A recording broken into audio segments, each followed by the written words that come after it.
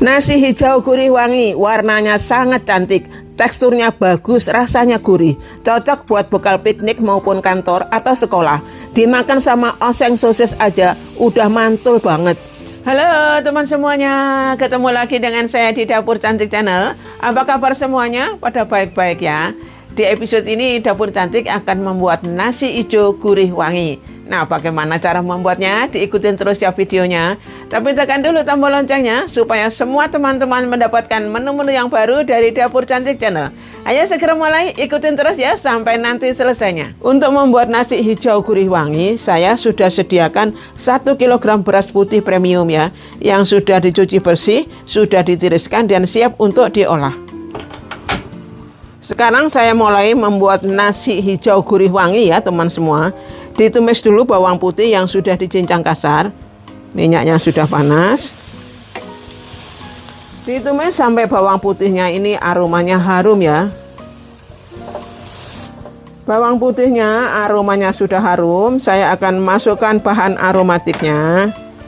Lengkuas yang sudah digeprek, serai geprek, dan daun salam.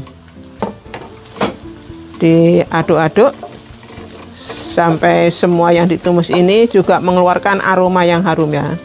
Lunchbox dan cookware cocok banget buat kado mertua, teman, saudara, dan lainnya. Bukan lunchbox biasa, lunchbox anti nyampur, anti tumpah, anti bocor. Saya langsung tes dengan tisu kering dan sekat satunya saya isi air. Dikocok, dibolak-balik, diguncang. Tisunya tetap kering karena ada Omnisil teknologi, menjaga makanan tetap aman, tidak tumpah dan nyampur antar sekat. Semua yang ditumis ini aromanya sudah harum ya. Saya akan masukkan 800 ml santan. Ini dari 1 butir kelapa ya. Ini agak beku, tidak apa-apa karena memang dari kulkas ya. Material SUS 304. Bekal tetap hangat hingga 4 jam. Stand lunchbox dibuat dari bahan aman, higienis, bebas zat berbahaya. Bekal tetap aman. Saya tambahkan garam.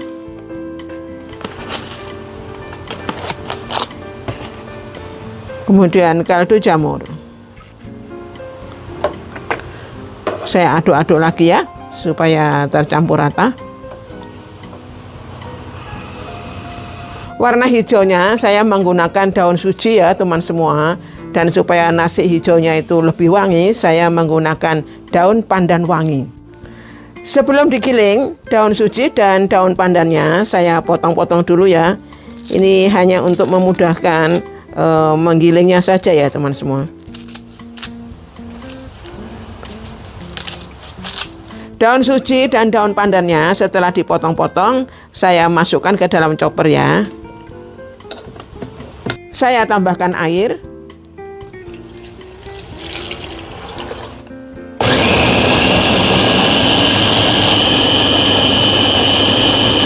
Setelah digiling, daun suji dan daun pandannya saya saring ya, karena ampasnya tidak digunakan, hanya airnya saja ya.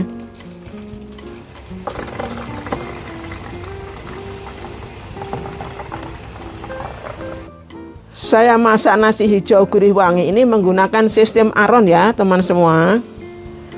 Ini air santannya sudah mendidih. Saya akan masukkan air daun suji dan daun pandan.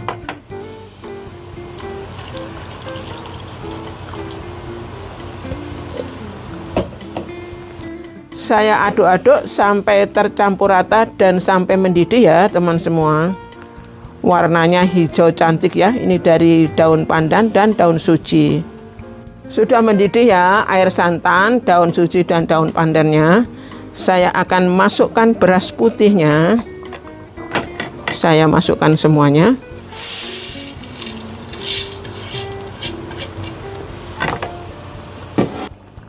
Saya aduk pelan-pelan saja ya teman semua, khususnya yang bagian bawahnya ini, bagian dasarnya, supaya tidak hancur berasnya. Kalau diaduk dari atas ini bisa hancur ya.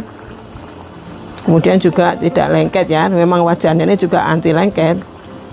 Namun pelan-pelan tetap dari bawah mengaduknya supaya tidak hancur berasnya. Ditunggu sampai susut. Tapi jangan sampai terlalu kering ya teman semua. Jadi nanti masih ada sedikit airnya begitu, sudah harus dimatikan kompornya. Kalau teman semua mau pakai rice cooker boleh ya. Jadi kalau santannya sudah mendidih, air daun suci daun pandannya, langsung dimasukkan berasnya ke dalam rice cooker. Ini sudah cukup teman semua. Saya akan matikan dulu apinya. Jadi sudah susut tapi masih ada sedikit air santannya ya, masih basah-basah sedikit seperti ini.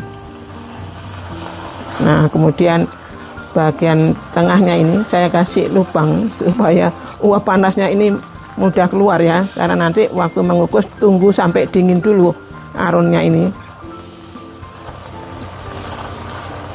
Setelah nasi aronnya dingin, saya akan kukus ya teman semua. Namun sebelum itu, bahan aromatiknya ini saya akan letakkan di dasar dandangnya karena aromanya masih kuat ya. Sekarang saya masukkan nasi aronnya pelan-pelan ya, sedikit demi sedikit.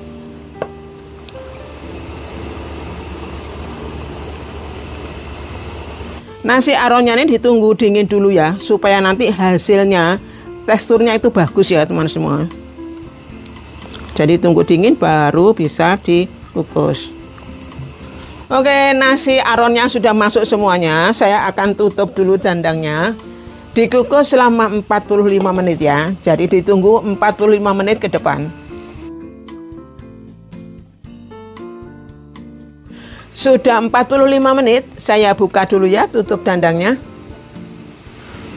Aromanya sedap banget teman semua. Nah, warnanya hijau cantik, teman semua bisa lihat ya. Teksturnya ini juga bagus banget.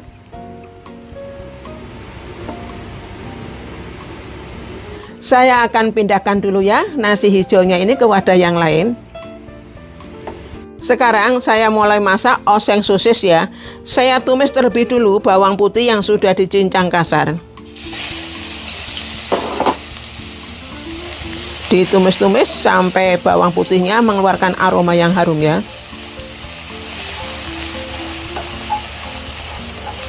Saya masukkan cabai rawit merah yang sudah diiris-iris. Ditumis-tumis lagi. Kemudian saya masukkan bawang merah yang sudah dipotong-potong juga, diperkecil ini teman semua. Oke, ditumis-tumis lagi sampai bawang merahnya ini juga mengeluarkan aroma yang harum ya dengan cabai rawitnya.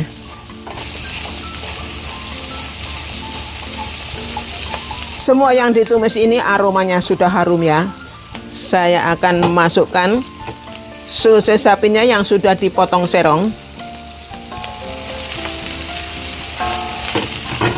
Diaduk-aduk, ditumis-tumis.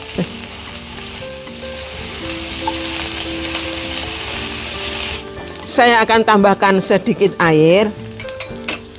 Tidak perlu banyak-banyak ya, karena ini hanya untuk melarutkan bumbunya saja. Saya aduk-aduk. Saya tambahkan garam.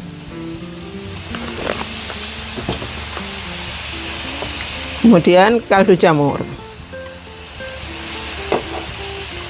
Ditumis-tumis, diaduk-aduk sampai tercampur rata ya.